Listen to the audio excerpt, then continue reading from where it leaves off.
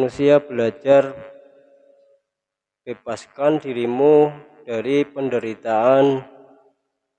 Di sini jangan iri atau dengki dan dendam. Iri, dengki, dendam tersebut mohon penjelasannya, Pak.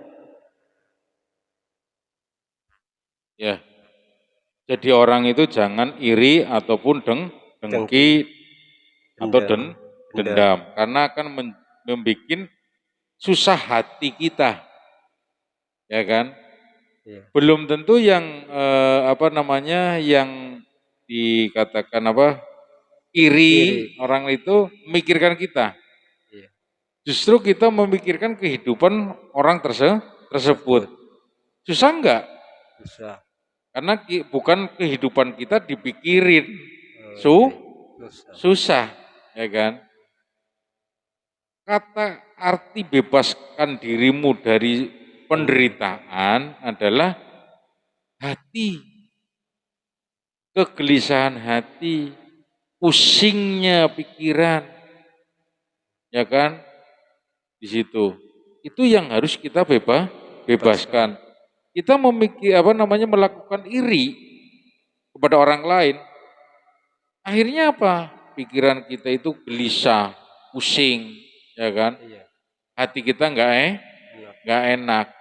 Makanya kita harus meninggalkan itu semua di situ. Jangan melakukan yang disebut iri, dengki, ya kan? Karena akan membuat kita susah. Kalau dendam tersebut itu gimana, Pak? Iri, dengki, dan dendam. Ya, kalau dikatakan dendam itu biarin aja. Ada orang yang mengatakan buruk kepada kita dan sebagainya, ya biarin aja. Nggak usah dendam. Lepas saja gitu ya, Lepas Pak. saja. Ya. Nah, selanjutnya di sini juga manusia jangan saling membenci sesama makhluknya. Itu mohon penjelasannya, Pak. Yang dikatakan jangan saling membenci terus sesama makhluk. Artinya itu kita itu jangan benci kepada manusia yang lain. Hidup rukun lebih enak di situ. Tapi kadang kita melebar kemana-mana, artinya jangan membenci makhluk, akhirnya kita jangan benci sama ayam, benci sama burung dan sebagainya. Emang burung kalau dibenciin dia ngerti apa? Ya kan? Yang ngerti benci kan manusia, makanya kita harus rukun, jangan mengumbar kebencian terhadap sesamanya. Pertanyaan tadi tentang suatu iri, memang itu penyakit yang mungkin luar biasa. Mungkin untuk orang yang selalu punya sifat iri dan dengki itu sendiri disebabkan karena apa? Mohon penjelasan. Ya karena orang yang iri kepada orang lain itu disebabkan dirinya nggak mampu. Nggak mampu, karena tidak bisa seperti yang diiri. Terus untuk menanggulangi sifat iri tersebut yang melekat pada diri seseorang, kadang selalu timbul ketika melihat tangga, teman atau sahabat yang mungkin lebih baik, sukses dan sebagainya, untuk menanggulangi ketika rasa iri itu selalu muncul, Pak. Itu seperti apa? Jangan memikirkan dia, karena kalau memikirkan dia kita iri, ya kan? Jangan selalu dipikirin, biarin aja. Dia maju sukses karena dia punya kemampuan dan skillnya. Nah kita kemampuannya di bawahnya dia, ya kita menikmati kemampuan kita udah beres. Melanjut pertanyaan yang berikutnya Pak. Jangan kafir dan munafik. Kalau menurut apa yang di dalam itu kan agama kan, jangan kafir berarti kan keluar dari agama. Dan orang yang munafik adalah orang yang berbicara lain bibir, lain di hati. Nah, apakah ada makna yang lainnya? Kalau misalkan ada, mohon penjelasannya Pak. Jadi begini, kalau di agama itu kafir itu berarti mengakui awalnya mengakui Tuhannya dalam agama adalah umpamanya Islam Allah, terus tempo-tempo dia tidak mengakui Allah, itu disebut kafir, ya kan? Tapi di di dalam suatu perbuatan orang kafir itu begini, artinya keluar dari statement, keluar dari jalur yang dituju, ya kan? Itu dikatakan apakah kafir, orang yang tidak punya komitmen, ya kan? Makanya orang yang beragama saja kalau tidak punya komitmen ya kafir, gitu. Terus dikatakan tadi munafik, ya kan? Orang munafik itu adalah orang yang menggunakan pikir atau imajinasi. Makanya tidak sinkron dengan hati, ya kan? Makanya disebut lain di Lain di bibir, lain di hati. Ya jelas namanya pikir dan imajinasi.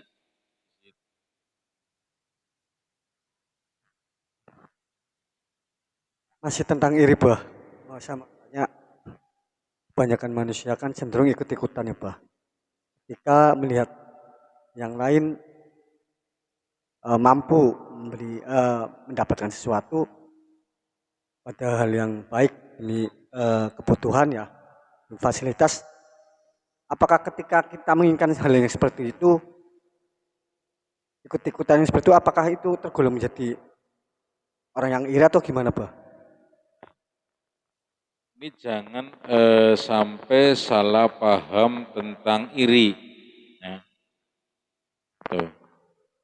Iri itu begini, ada teman kita yang sukses, ya kan. Nah, kita iri itu berprasangka yang nggak baik, itu disebut iri. Tapi kalau mau mengikuti jejaknya dia, itu menjadi inovasi namanya. Itu positif. Oh, teman saya sukses, dia usaha jual ayam, jual ini, saya mau ikutan, nah itu bukan iri namanya. Berarti dia itu menjadi contoh, menjadi inovasi kita. Itu positif.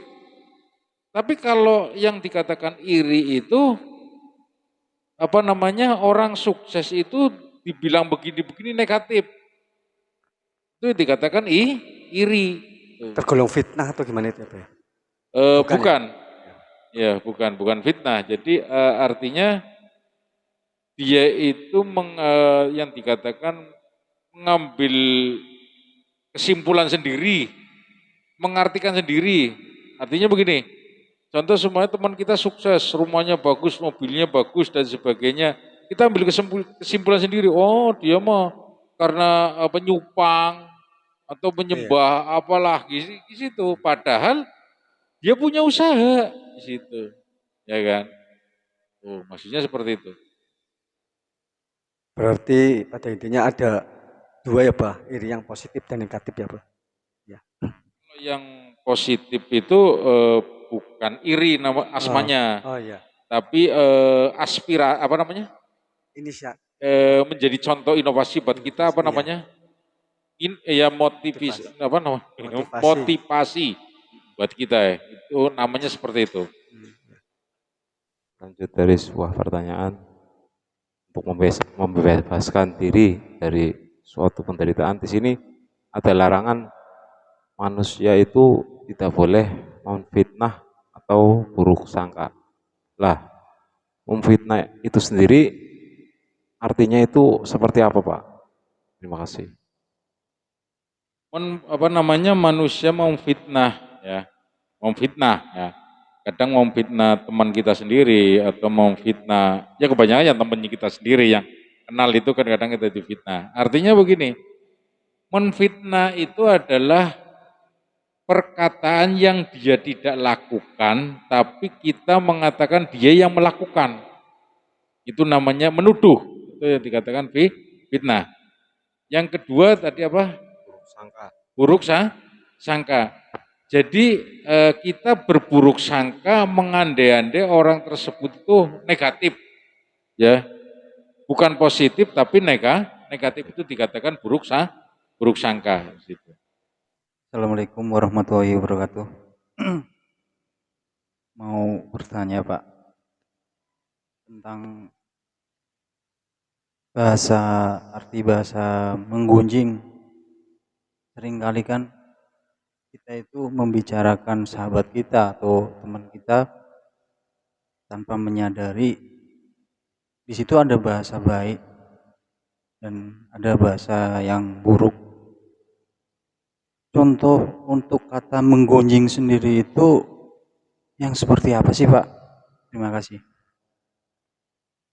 Ya, menggunjing atau membicarakan orang lain itu yang negatif. Tapi kalau membicarakan orang lain menjadi inovasi, itu yang baik, atau orang lain buat contoh yang baik. Jadi perbuatan orang lain yang baik itu diceritakan dan buat contoh bagi kita untuk yang membicarakan di situ. Tapi yang dilarang itu kan menggunjing yang negatif di situ. Nah kalau kita bilang tidak boleh ngomongin orang dan sebagainya, Rasulullah udah meninggal diomongin terus, ya kan? Tapi yang diomongkan adalah yang positif. Artinya kita mengambil bahwa teman kita ngobrol kepada teman yang lain, membicarakan teman yang tidak ada, tapi membicarakan yang positifnya, supaya menjadi inovasi buat kita yang bercerita tentang teman kita yang tidak ada. Itu yang baik, tapi yang tidak baik adalah menceritakan kejelekannya di situ. Itu yang tidak diperbolehkan. Tuh, menceritakan kejelekannya. Melanjut lagi Pak, di dalam sebuah pertemanan seringkali kan kita bercanda.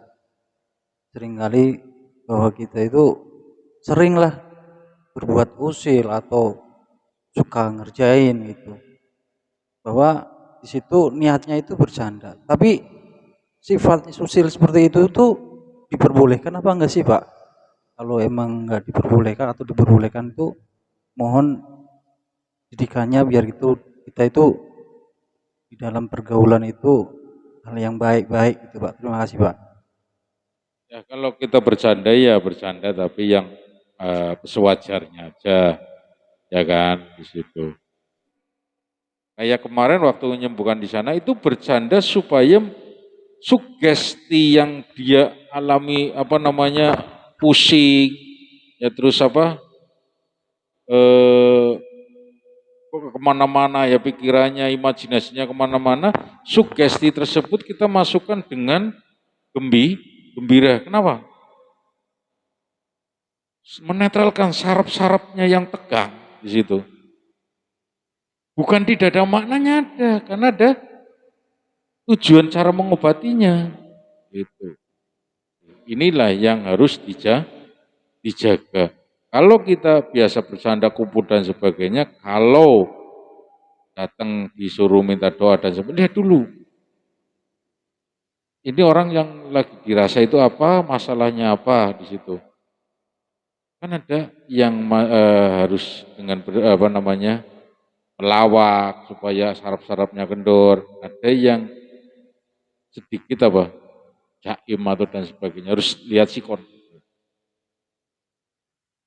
Menyambung pertanyaannya, di sini kan manusia untuk belajar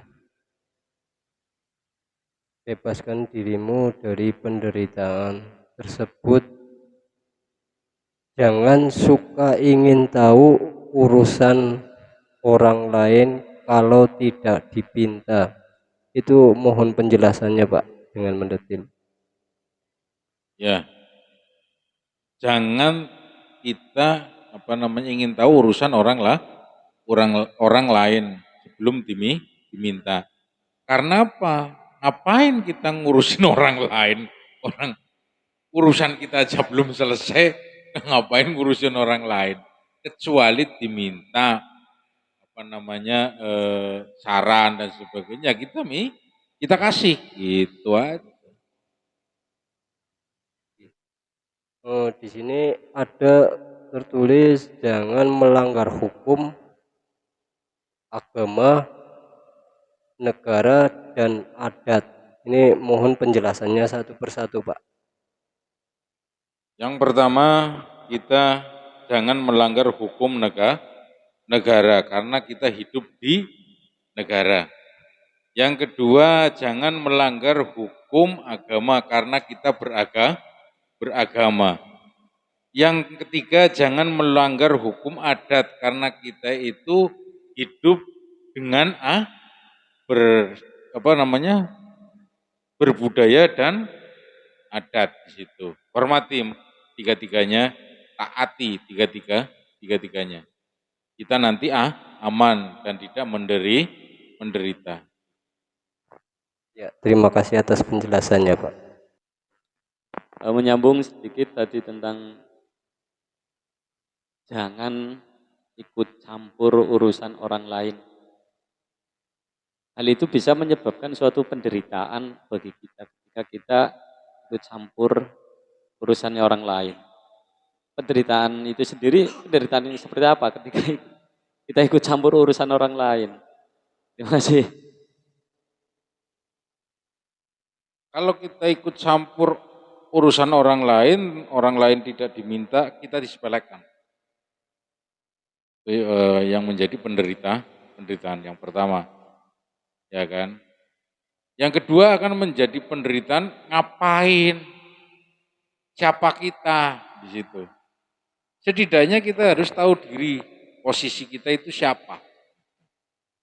Makanya jangan sampai ikut campur. Oke sahabatku semuanya yang sudah menonton Terima kasih. video kami ini, mohon dukungannya dengan tekan like, subscribe, serta